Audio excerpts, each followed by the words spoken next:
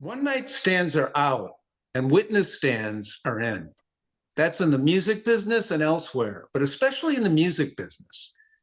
Those decadent decades of devil-may-care, reckless rock star and rap star debaucheries on the road and at the after party, from free love in the 60s to freak offs more recently, that after party is over.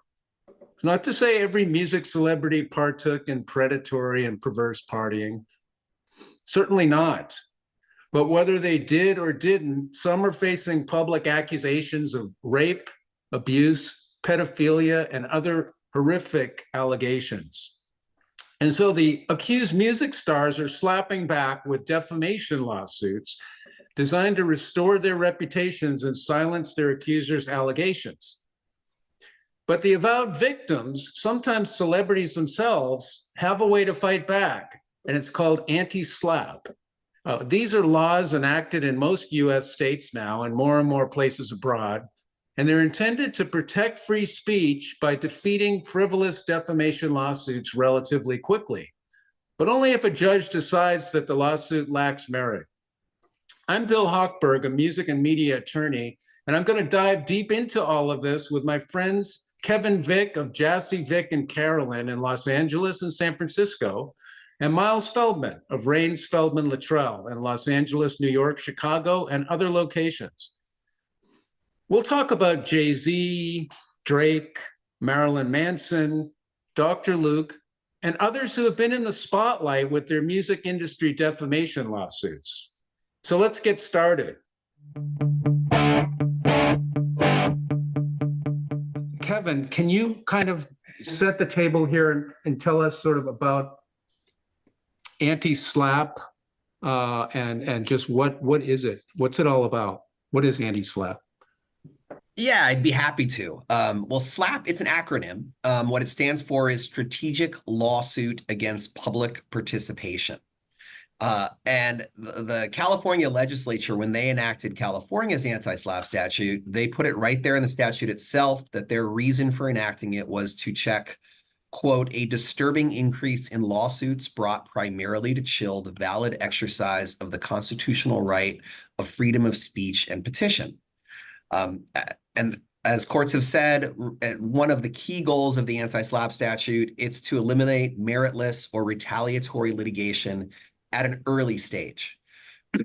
What it does is it sets up a special framework for early adjudication of claims that are based on a defendant's speech or petitioning rights or conduct in furtherance of speech. When it's a petition right, meaning something like a lawsuit, like if you want to sue someone based upon their bringing a lawsuit, there is no public interest requirement. The law assumes that it's a matter of public interest. However, when a lawsuit is brought based on, say, just a statement that's out there in the media, for example, a defendant needs to show that that speech relates to an issue of public interest.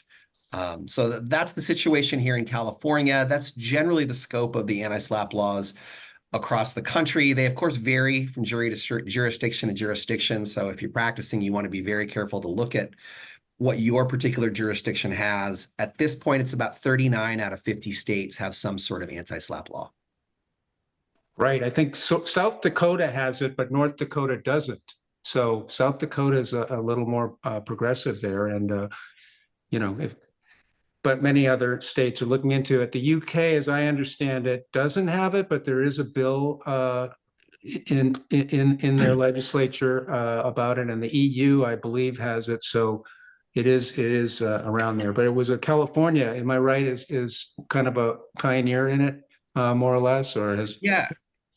It was absolutely a pioneer. It enacted its anti-SLAP statute back in the early 90s and has refined it ever since. And a lot of states have sort of based their anti-SLAP statutes in whole or in part on California's anti-SLAP statute. I mean, some of the big advantages of an anti-SLAP statute from a defendant's point of view are you get a discovery stay straight out the gate once you filed your anti-SLAP statute.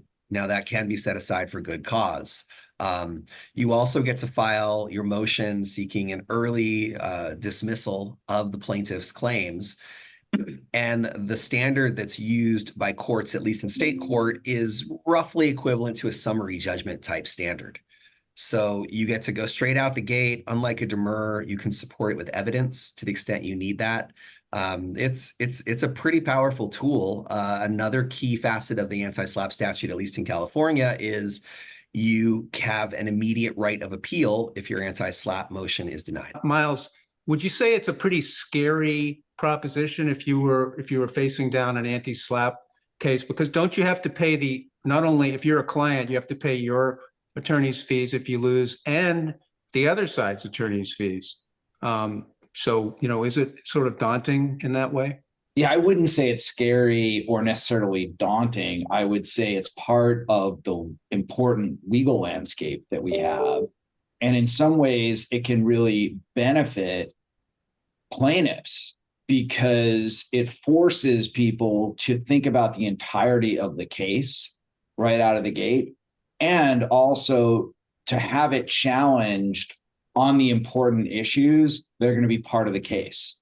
So instead of going through years of discovery, you're front loading the entire litigation and getting a ruling. And that can be beneficial to plaintiffs because if you spend 2 years litigating and then there's an adverse ruling and you got to go to the Court of Appeal, it just delays things. So there's an advantageous part. That's one. Okay. Two, I think you absolutely have to be anybody who's filing a complaint that involves speech and is in the context of business and the context of personal relations has to be aware whether or not you assert defamation claims, interference claims, anything like that. You have to be aware of the anti-SLAPP. The how it relates to your case, that it's probably going to be filed, and that it's going to be a defining moment for you. And if you don't factor that in, you're going to be in trouble. And I think it helps to factor that in. It's a reality, and it has slimmed down the number of cases. I do believe that, and maybe Kevin and has a different opinion on that. But I believe because since it's been enacted, we've seen fewer defamation cases filed, especially in California. Yeah, let's turn to a specific case here. Let's look at Jay-Z. It's a pretty hot case versus Jane Doe and Tony Busby going on right now, and it's things are developing in the court and outside of the court. And there's an ABC report with some tape in it. Audio that's very interesting, and this could that anti-SLAPP stuff that you're talking about could come into play, because remember, it's someone brings a defamation claim, they're the plaintiff, the defendant on the other side might file an anti-SLAPP to stop that, and so and then you sort of play out like a mini trial to sort of figure out where it's going from there. So could you queue up that ABC report and we can listen to the tape that everybody's talking about right now? The woman who said she was 13 when Sean Jay-Z Carter and Sean Diddy Combs sexually assaulted her after the 2000 MTV Video Music Awards is heard talking to private investigators about her claim and agreeing that Jay-Z did not assault her. But Jay-Z you're saying he was definitely there? But he had no part in it, or he was just... He was there. He was just there, but he didn't have anything to do with any sexual acts towards you. It was strictly, yeah. The woman is also heard saying her lawyer put her up to suing one of the world's most recognizable stars. He was the one that kind of pushed me towards going forward with him. With Jay-Z. Busby did? Yeah. Do you know why? No. ABC News exclusively obtained a minute-long excerpt of the recording made days after the woman, identified as Jane Doe, permanently dropped her lawsuit against both Carter and Combs. So there we have like two pieces of tape. I guess it's in the court of public opinion, but could it make its way into the court of law? Is this stuff admissible evidence? It's hard to say, and I don't expect you guys to know the answer necessarily to that right off the cuff, but she's asked some leading questions. Seems like, and I think the latest news is that she's denying that she says her words were twisted or taken out of context, and she's mumbling to some leading questions, and yet it's very murky, very hard to know what's going on here. But do you think these tapes might be admissible in the case? This is a defamation case, Jay-Z versus Jane Doe and Tony Busby, and I think there was an extortion claim as well against them. What do you think? Is this stuff? Would this stuff ever go to court? So I can just take a quick stab at that, and I think there's a high likelihood that it would be admissible. It's an out-of-court statement, and you have to establish all the foundation around it, but it's a party admission, and at least arguably. So I think there's I would say a high likelihood that it would come in. And then even apart from that, given how much publicity there is around this case, it's going to color things and color those things for a jury. And what do you think, Kevin? Why do you think Jay-Z is going after her? She dismissed her complaint for, a sexual assault and so forth against him with prejudice. So you think it was a good strategy for him to then, go after her and keep this in the press and make it a big deal? What do you think? There's pros and cons. I mean, again, I'm speculating. I have not spoken to Jay-Z's attorneys, but I can imagine they might feel like they want to vindicate him, and that by pushing it further, there will be further vindication, and that perhaps in the absence of that people will think, oh, well, it went away, but who knows what went on behind closed doors. I think there was a denial that there was any settlement involved in return for her dismissal with prejudice. That's my understanding. If I'm wrong, please let me know. I don't know.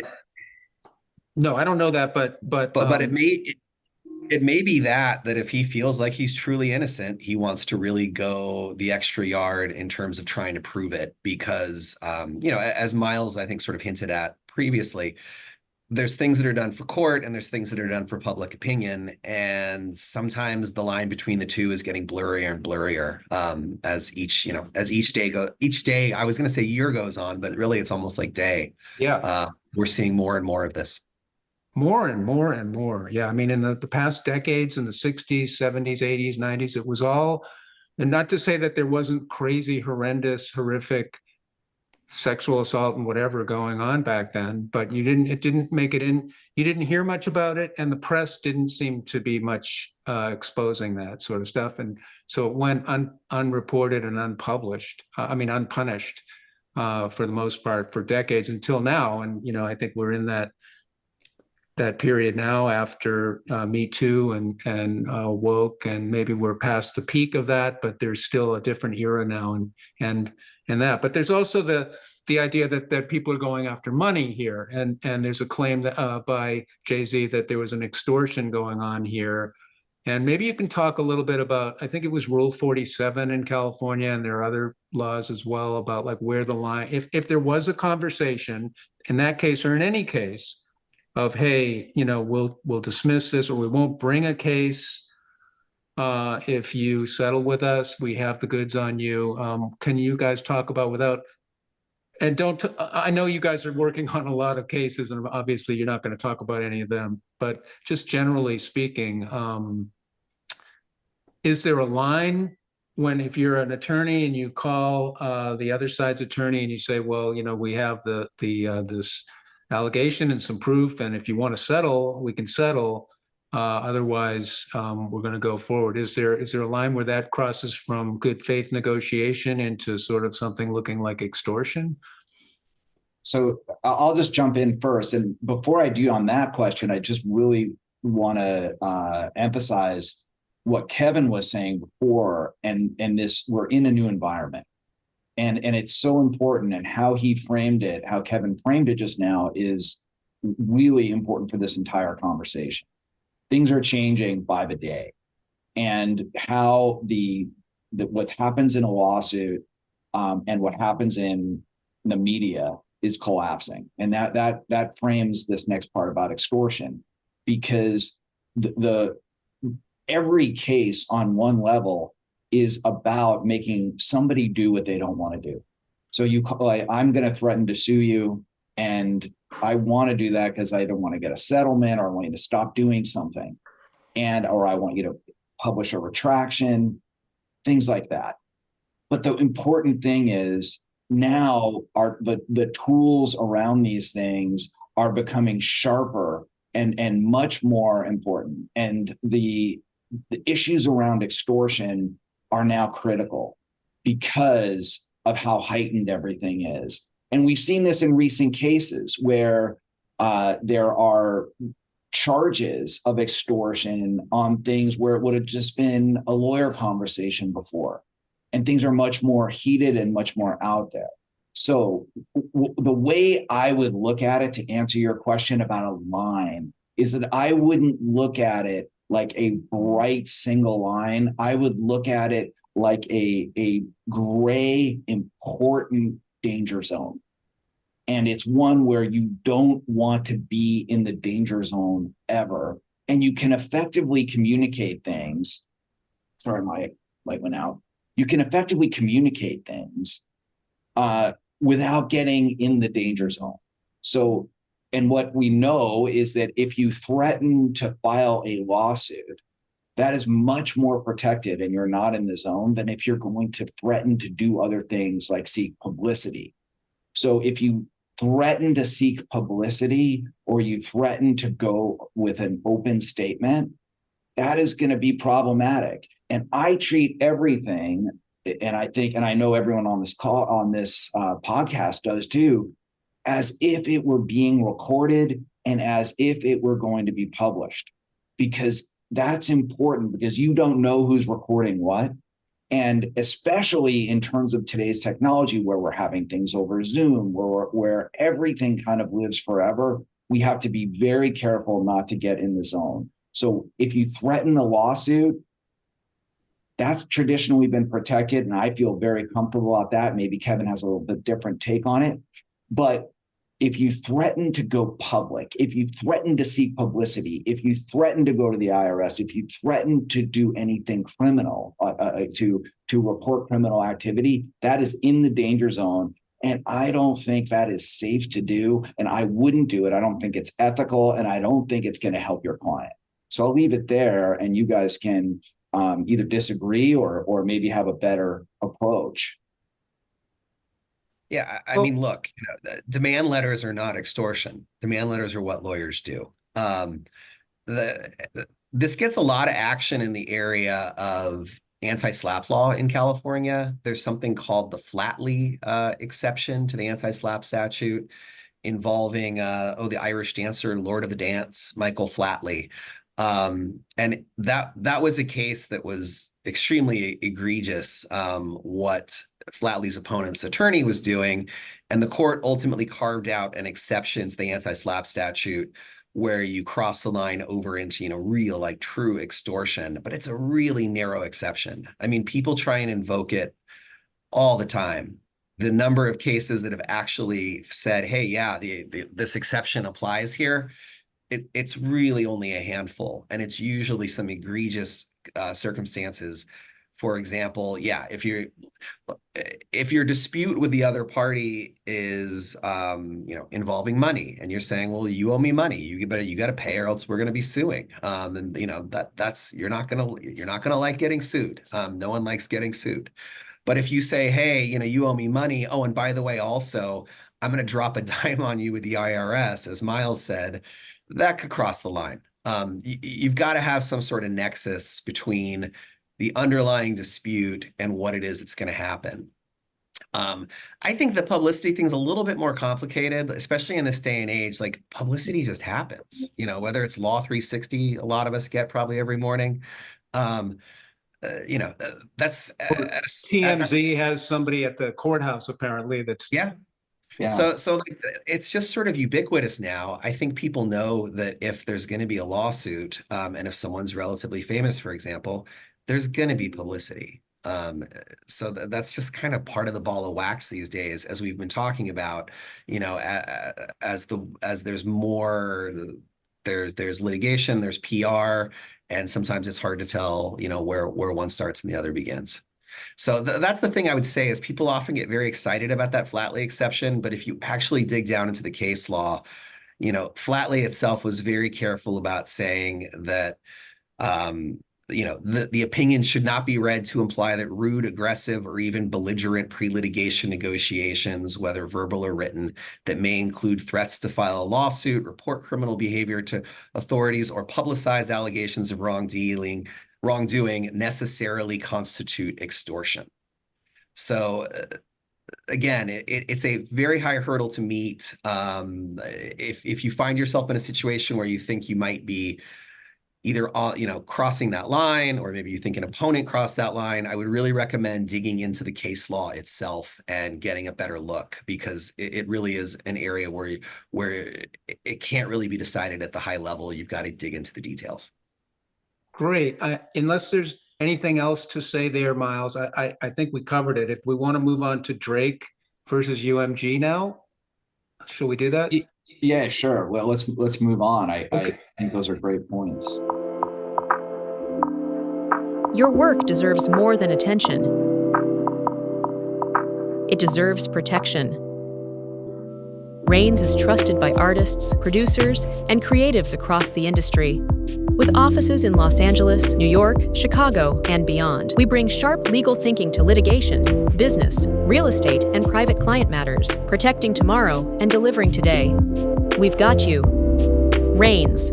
So, I mean, with everyone knows what's going on. Most people with Drake and UMG, or Drake and Kendrick, really most people think that's what it is, but it's actually Drake not suing Kendrick, but suing UMG. Why isn't Drake suing Kendrick, either of you? Like, why is he suing UMG? And he's basically, what is his complaint is saying that they were trying to help Kendrick because they wanted him to sign a new deal, and they were trying to lower, this is what the complaint from Drake says, to lower his value because they were trying to re-up his contract. Now, there are a lot of conspiracy theories out there about, you know, that the whole thing, this whole dispute between the beef between Drake and Kendrick and all that's going on, you know, is actually, everyone's laughing all the way to the bank, because I mean, Drake and Kendrick have been trading #1 on the rap charts on Billboard for a while now. And you know, if this whole thing hadn't blown up, maybe that wouldn't be the case. But these are conspiracy theories. I don't know. Who knows? Stranger things may have happened, but Universal, but the complaint by Drake is almost like a conspiracy theory too, isn't it? I mean, that Universal would be trying to hurt Kendrick, trying to help Kendrick and hurt Drake, and that there was payola going on, or playola, and all of this. But I guess the question is to you guys is, strategically, why isn't Drake just suing Kendrick? And this is about lyrics that say that, and we can get into later a discussion about, you know, lyrics as defamation. But just before we go there,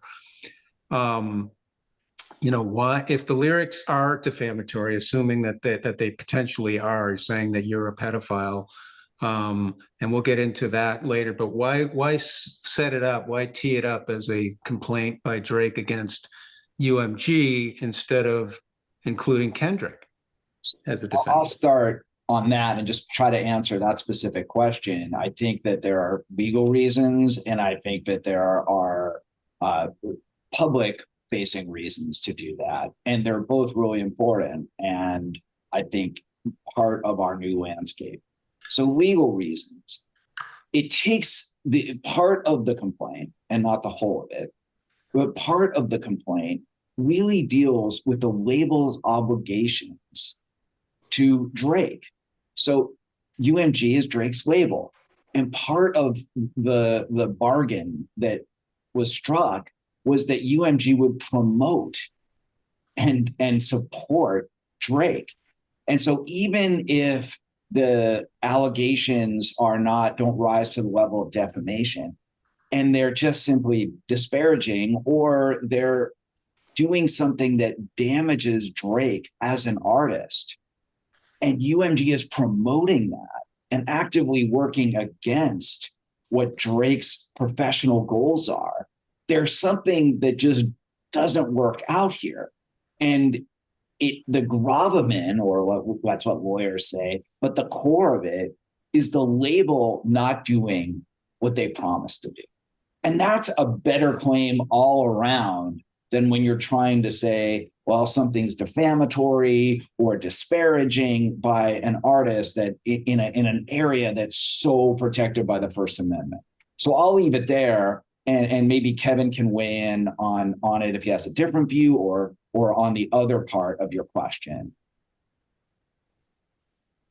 Sure. No, I don't disagree. I think you're right that, you know, that probably going after the record label, they're hoping for some lower legal thresholds that might have to be met for certain claims than it would for a defamation claim. Did they bring a defamation claim though also against UMG? I can't recall. Yeah, I'm not sure.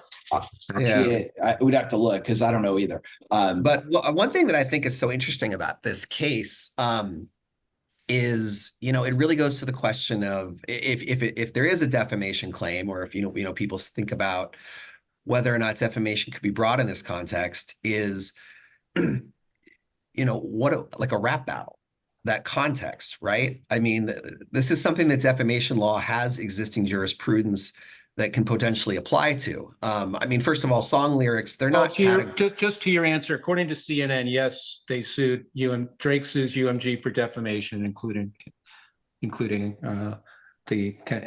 among the other claims that you talk about. Okay, yeah. that was my recollection. Yeah, and you know, song lyrics, they're not categorically off limits for defamation law. You know, there has been some legislation in some jurisdictions where they're trying to limit the use of song lyrics for use in criminal matters, as, you know, as admissions by a criminal defendant, for example. That's different. And frankly, I don't know all the parameters of that. But the question of whether, you know, a rap lyric can be defamatory, theoretically it could. But the key thing is context matters. And this is something that defamation law has recognized forever, that, you know, a statement that might be reasonably understood as stating or implying verifiable facts in one context might not be reasonably understood as stating or implying verifiable facts in a different context, where the audience is expecting hyperbolic, you know, speech, figurative language, that kind of stuff. Historically, we've seen this in case law dealing with things like labor disputes, political campaigns, parody. You know, I think of like that Falwell v. Hustler case from 2030. Oh God, now it's probably getting closer to 40 years ago.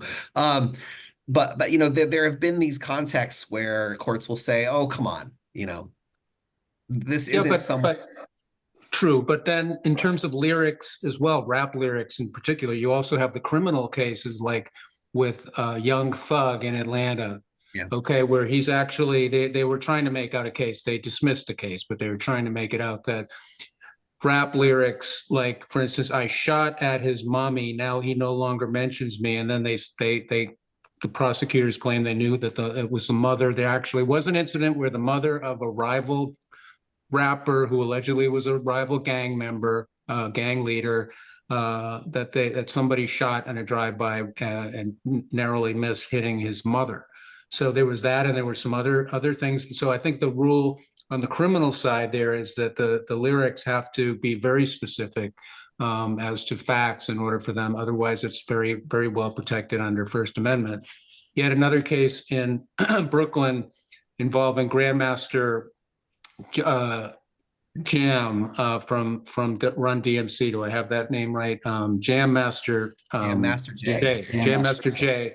And the guy was his godson who was convicted, but he had put out raps talking about how he shot people in the head and watched them drop. You know, and that's exactly what happened here. And the judge there wouldn't allow it. And she actually, in her opinion, said, well, you know, he might have been talking about a lot of other people that he shot in the head and watched them drop, but it wasn't, we don't know that it was this one. So she wouldn't let it in. In any event, they did convict the guy.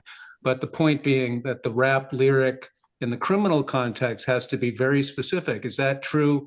Also, if it were to be used in defamation, if someone, Kendrick had said, by name, you are a pedophile because in a rap jargon, whatever, but it's clear, because rap can be very vague as far as that's the point of it. What are they talking about? It's a poetry and it's hard to know. But if it was clear enough, would it be actionable if it did that? And also not only the lyrics, but the cover art on Kendrick's single has a picture of Drake's estate in Toronto, and then they superimpose sex offender symbols on that above it, so it looks like here's a sex offender. I mean, he's clearly saying this guy is a pedophile and he's a sex offender. I differ a bit from you in the sense that, well, it's just a rap battle. I think there's something to it. There is a line, maybe just as there's the Flatley line in the other Jay-Z context, but there may be a line that you also don't cross here. But I'd love to hear what you guys think about that in terms of lyrics as evidence of either a crime or of defamation. So I can start with that. And let's talk about defamation. And legally, there's a well sort of established doctrine of libel in fiction. And even though there is and this is in literature and novels, in motion pictures and television, where it's clearly a work of fiction, but there is part of it that's based on reality, and there can be discernible statements that people will take as a truth telling, and as a truth telling in the work, that it becomes defamatory. And there are cases where they've allowed those cases to proceed. They're difficult to bring. And in the context of lyrics, it's even more difficult. And as Kevin said, context is so important. And the context is all the circumstances. So what kind of art form is this? This is an art form that has a huge amount of what I would call overstatement, a braggadocio, and using metaphor. By its terms, it uses rap uses metaphor, and rap uses statements about having sex with somebody's mother, when it's plain that's not what actually happened. It's more about evoking concepts. And so that's where you start foundationally about rap and about and music in general, is that it has overstatement in it. It plays with metaphor, and that's part of the context, and makes it much more difficult to say that there is this truth telling, this truth stating, reporting kind of a thing, which is wildly different than if you have somebody who has all the indicia of a news reporter on a blog. So a news reporting function by its own nature is something where they are reporting what is or saying and acting and projecting that they're reporting something that's true. And that is not the case with rappers or musicians or comedians. There is inherent what they're doing. It is statement, parody. It goes to the canon. So I'll let Kevin go and explain a lot more of this, because he really, has a deep dive into this distinction. I mean, I'm sorry, it's maybe for boring programming, but I agree with everything Miles said. I think that this context, it would almost be hard to think of a context where there would be less of an expectation for an audience to reasonably understand it as being a statement of verifiable fact. I think, first of all, everything that Drake has previously said about anyone in a rap song is going to be rolled out by UMG. And it's going to be, is that literally true? Has he been operating under the same set of rules that now he's trying to use against UMG? That's probably going to be pretty tough. There's going to be the whole history of rap battles in general and things that people say. There's, I mean, one thing that I think could come up is you don't see this very often, but there is an old sort of common law defense to defamation, the consent defense. It's the idea that, sort of the other side, it's a little bit, this is overstating it a bit, but to give the general gist, it's like, okay, if you start it, I get to respond. So it almost is similar to like a self-defense type defense. I guess an analogy would be like, okay, boxers, you get in the ring, the other guy hit me in the face. I don't sue him for assault because I got in the ring. I know what I'm getting into. I would expect that UMG might make an argument like this too, along the lines that, well, this is a rap battle. Drake got involved. He threw some punches too.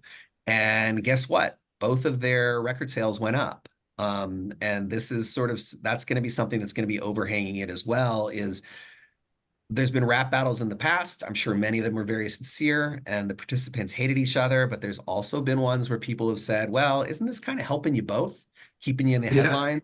That's going to be hanging over things as well.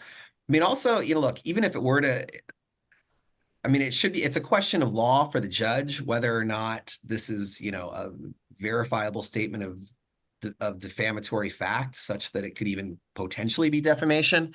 But even assuming some judge decides to let it go through, it's going to go to a jury. This case reminds me a little bit of, you may recall a few years ago, Elon Musk got into a Twitter kerfuffle with this guy who was living over in Thailand. It had to do with rescuing I think it was 13 or 14 Thai children who were stuck back in a cave. And Elon Musk was offering up like a submarine, and he got into it with this I think it was an English expat who was in Thailand. They were insulting each other, and eventually Elon Musk called him pedo guy. This one went to trial, and Musk won. His attorneys convinced the jury that it wasn't defamation. They said this was a schoolyard taunt. It was a poorly designed and received joke. It wasn't meant to be taken literally. Jury agreed. So, eventually, if Drake's going to win, at the end of the day, he's got to get past the judge with all the various legal defenses, including, he's going to have to prove actual malice under New York Times. So that would be the question of whether Kendrick Lamar, knew that was false, or, in fact, entertained substantial doubts as to the falsity. Those are the sort of defenses that get raised before trial. But even if you clear all those hurdles, you still got to convince a jury. And I think even a jury is likely to be a little skeptical here.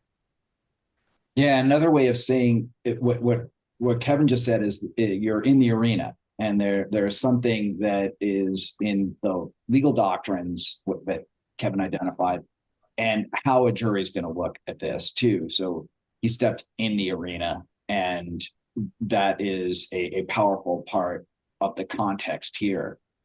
I would pivot to one thing that you raised earlier, Bill, about taking this out of the legal merits, and where that all sits and how it was designed, and thinking about the lawsuit as another part of the PR campaign, the public relations campaign.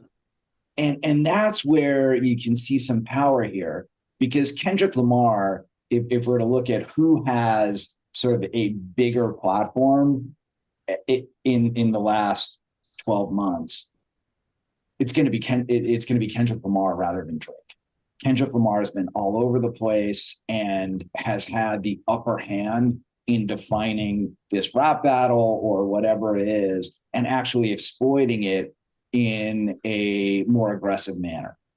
And so by filing the lawsuit, it becomes a tool to get additional publicity, a tool to provide a counter narrative around it, and to take up more space in the media ecosphere that exists, and which brings me to another important thing here around where things are now, because we have changed from a curated media space to one where it is just hugely explosive And there are things coming at us all the time on our handholds, on our screens, 24/7. We may be asleep and they're pouring in.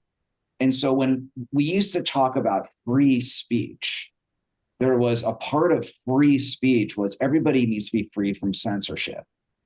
And speech is free. It's free as air, and you can get on your soapbox, and that had to be protected. And that had to be part of the defenses to defamation.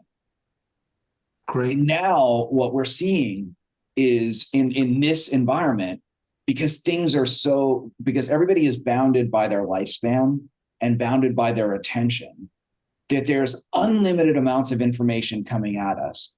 So when someone takes up that attention, that is at cost, because your attention is limited. And so what we have now is kind of like a denial of service attack that we've seen with hackers use. Where a hacker will direct, using bots, tremendous amounts of hits on a website, and it'll bring it down. And that's effectively humans now. And so speech isn't free because it costs attention.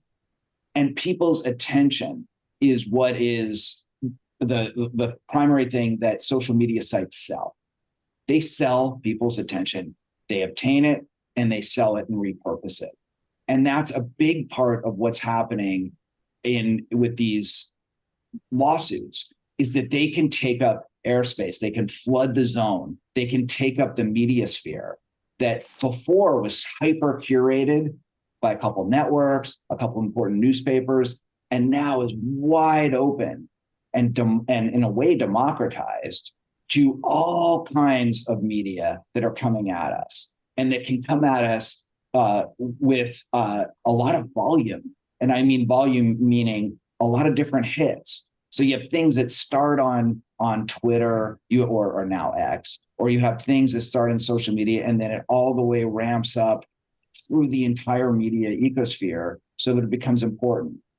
A case where an artist is asserting the label didn't perform its obligations and is something akin to a business lawsuit, now is entertainment. The Drake v. UNG case is not just a legal dispute, it's raw entertainment, and it's things that are getting sent out to take up people's attention. And so as part of that, it could be a good business move on Drake's part, just to get it out there. You could say that the Johnny Depp v. Amber Heard was the hottest thing on TV when that was going on. I mean, it was absolutely, riveting, and people were watching it. It really helped Johnny Depp. It really hurt Amber Heard. But yeah, looking at, so you guys are talking about litigation as, an arm of an artist's or PR campaign, in a sense. It could be that in part, in some cases. Do you guys want to say more on that, or should we talk a little about the Marilyn Manson situation? I could prep you on that and tell you a little bit. I think there's one more thing to add, just to riff on what Miles just said. Is a corollary to that is, of course, the Streisand effect, which in some ways I'm sort of amazed we made it this far into our program before those words being stated. I would have lost that drinking game. But of course, the Streisand effect is named after there was an incident. Barbra Streisand was trying to suppress the publication of some photos taken of her house in the Malibu cliffs overlooking the Pacific.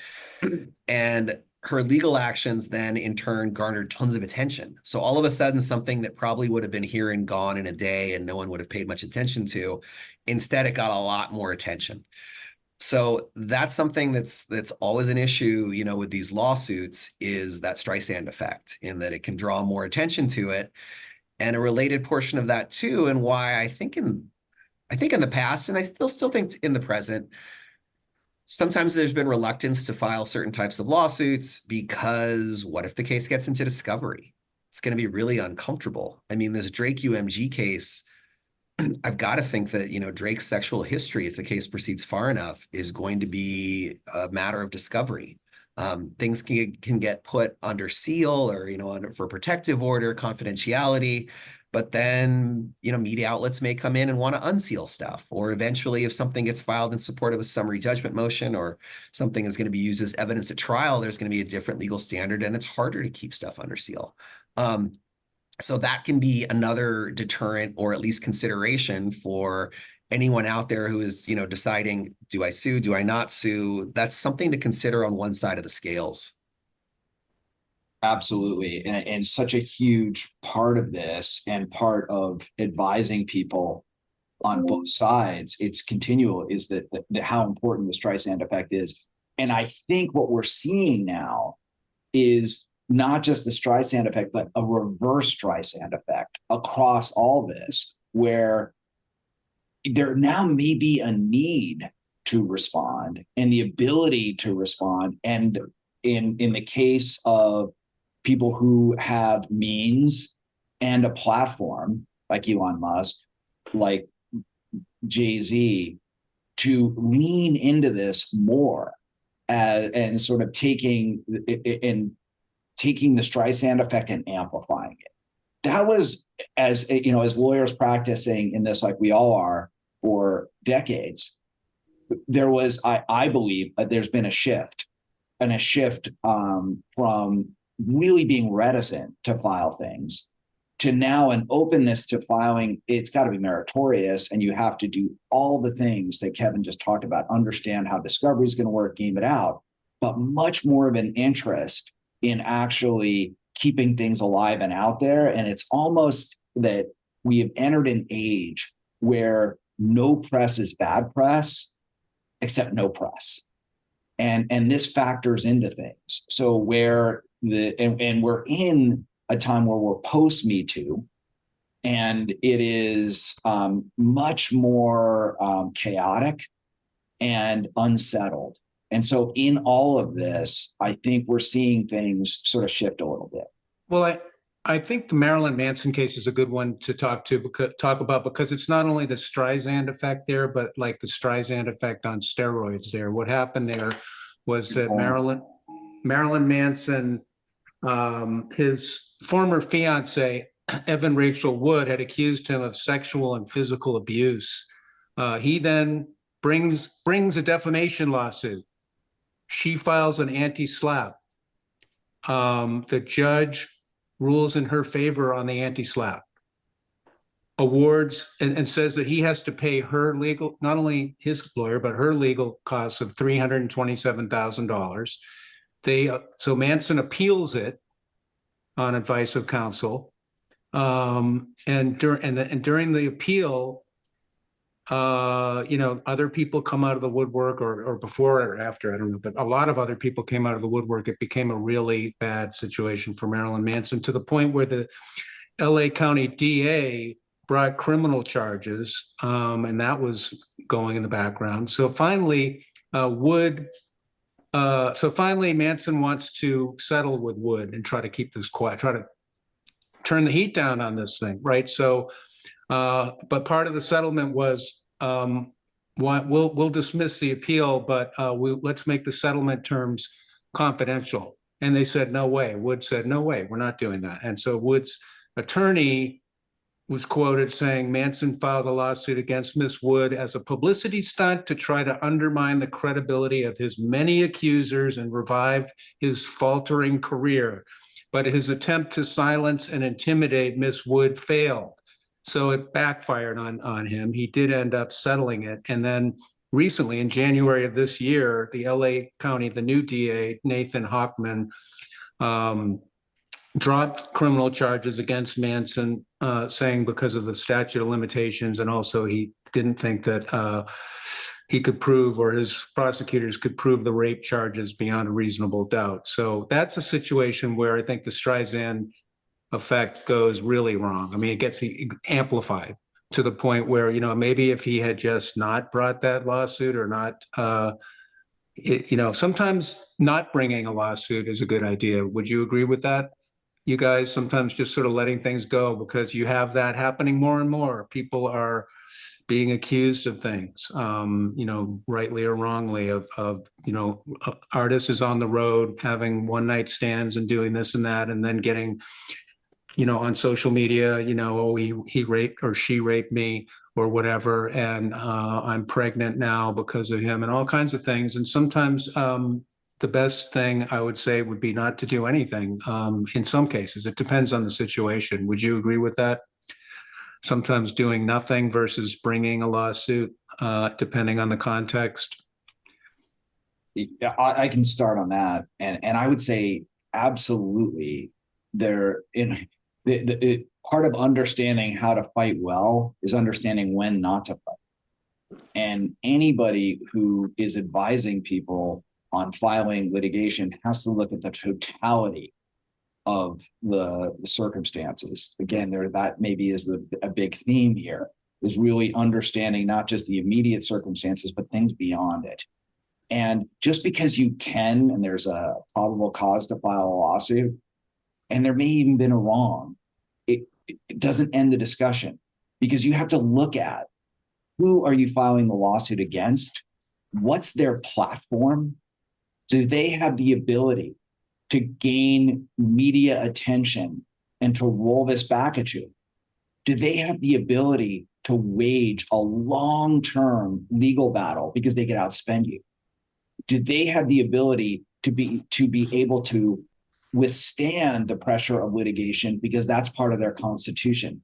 One of the things that we all know on this call, when we are dealing with people in the music business, is that the music business, like a couple of others, is very unique.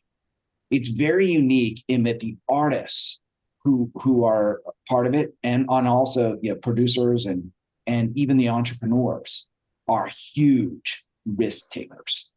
To be successful in the music business is we're talking to 1% of the 1% get paid. The bulk of the people that try to get into the business don't get paid, no matter how talented and amazing they are. We all know of the most amazing artists who never get a commercial breakthrough. And the people that get a commercial breakthrough are so few.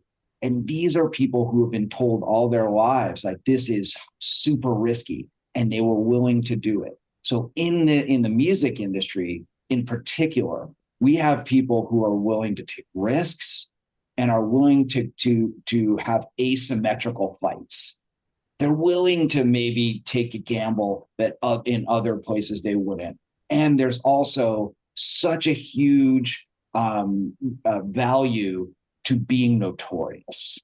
And so when you have all this in one particular business, we're going to have these kinds of cases.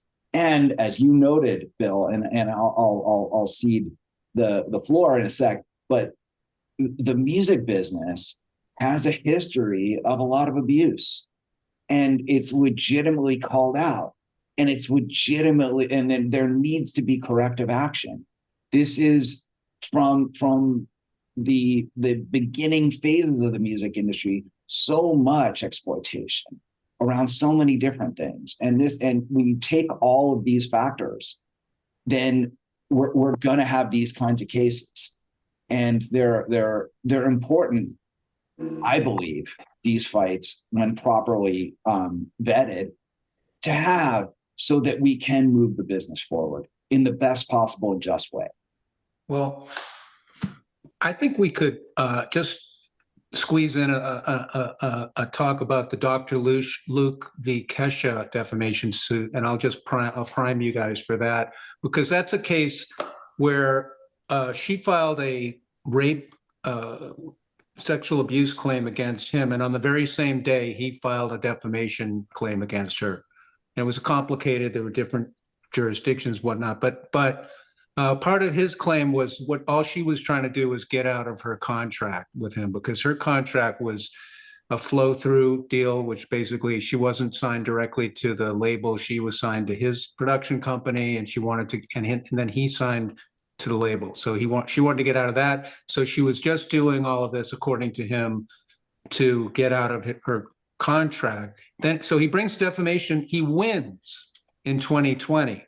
And the judge in that case said there is no, quote, Judge Schechter, New York, there is no evidence whatsoever. Part of the evidence was, she said, there was some tweet or some text with Katy Perry, where she said to Katy Perry, where she claimed that Katy Perry had been, quote, raped by the same man, referring to Dr. Luke. And then Katy Perry testified that that was not so. That didn't ever happen. So Judge Schechter said there's no evidence whatsoever that Gottwald, who's Dr. Luke, raped Katy Perry, or that Katy Perry, whose sworn testimony is unrefuted, must not be believed. So this is a case where you kind of almost have to bring that defamation case. I mean, so there's some context where you just let it go kind of thing is smart. So it's a very tricky, but in that case, I think Dr. Luke really had to, and he won on the defamation part. Any thoughts you guys have on sort of, it's a tough call, but in that case, I think it was not a tough call. It was just, he was ready, armed for bear. Well, I have a sort of I think the Dr. Luke Kesha case is actually, it hits on a very important question of First Amendment defamation law, namely, what's the culpable mindset? What's the scienter that applies? Defamation, it's not strict liability. You've got to show that defendant at least has some sort of culpable mindset. And there's really two standards. One is negligence, which is, I think we know what negligence means. Is where you fail to exercise reasonable care under the circumstances. A reasonable person in your situation would have acted differently. The other is New York Times actual malice. And that's a much higher bar. It's a little unfortunate that it got called actual malice because we can you explain what the New York Times standard is? I will. Okay, Yeah, sorry. I will. That's what I was going to do. It's different than the term malice as that's used in the common law, where that means like ill will or spite or fraud. New York Times actual malice or constitutional actual malice it has a different meaning. It means that the defendant either knew it was false when they made the statement, or that they had acted with reckless disregard. Now, reckless disregard, that has also been refined for a specific meaning, namely that the defendant actually had a high degree of awareness of probable falsity. So that's pretty hard to do. That means that if you have a defendant who was wrong, but they didn't know they were wrong, maybe they should have known they were wrong, like under more like sort of a negligence standard, but guess what? That's not going to cut it for actual malice. And, there's a clear and convincing evidence standard as well that applies here. So that makes it all very hard. And the Dr. Luke Kesha case is very interesting because New York courts had initially held that Dr. Luke was not a public figure, meaning that a negligence standard would apply to him. Much lower bar to prove that Kesha defamed him. But then ultimately, I think it was the highest New York appellate court, which of course is not called the Supreme Court. Right. Is it called the Court of Appeal or the Appellate Division? Or I forget what it's called, but New York being New York, they got to make it different. But the New York highest appellate court, they reversed the lower courts and said, actually, he is a public figure. So after they had come down with that ruling, I think it was like 2 or 3 weeks later, that's when Dr. Luke and Kesha settled the lawsuit. Again, I have no private information about this. I haven't talked to the attorneys about it. I'm just speculating, but it's hard for me to believe that timing is a total coincidence. Because again, for Dr. Luke to try and prove that Kesha not only made a false statement, not only made it, that it was defamatory, not only that it caused him damage, but that she did so with knowledge of falsity or, in fact, actually being aware that actual high degree awareness of probable falsity, that could be tougher to do. So that's my speculation is that decision on this very important distinction between negligence and actual malice, and that may have played a role in the decision to settle. And that was a few years ago, but just the other day there was a similar situation. When you're talking about who is a public figure, because if you're a public figure, quote unquote, you've got the higher malice standard. And this was the R. Kelly case again. This was a case against Lifetime, which made a thing called a show called, they made a documentary called Surviving R. Kelly. And they made an assistant look like she was enabling, or they didn't make it. They made a documentary, and it, according to the assistant, it made her look like she was an enabler, and she was looking like it looked bad. It was a bad look for her. So she sued for defamation, and she said, hey, I'm not a public figure. I'm a nobody. And the judge said, no, you're a public figure. Just because, by virtue of the fact that you were in that one program or that one documentary, that made you a public figure. So that higher standard came up, and that was dismissed, I guess, on I think it was an anti-SLAPP, but dismissed with leave to amend to add, or maybe it wasn't an anti-SLAPP, but anyway, to add those malice allegations that you're speaking of that are a much higher bar. Yeah, and I believe she'd done an interview of some sort, right? Okay. I think that so, and the reason why that could be important is, there's different types of public figures who then have to meet the New York Times actual malice standard. There's so-called general purpose public figures. These are people who are just famous, someone like people we've talked about before, like Jay-Z. Everyone knows Jay-Z. He is undoubtedly a public figure, really a quintessential one. And then there's something called limited purpose public figures, where you might not be famous in general, but you may be famous for a particular topic and a particular subject. And that can be particularly held to be that you're a limited purpose public figure if the other side can show that you have sort of purposefully injected yourself into the public controversy. So if you have, you weren't just sort of sitting at home twiddling your thumbs, minding your own business. If I'm right, and again, I apologize if I'm wrong, but I thought that maybe the R. Kelly assistant had done some sort of media appearance, and that was something that the court, pointed to and said, hey, you're voluntarily injecting yourself into this public controversy. Guess what? You're a limited purpose public figure. Thank you guys very much for a fascinating and fun conversation. And I hope we do this again.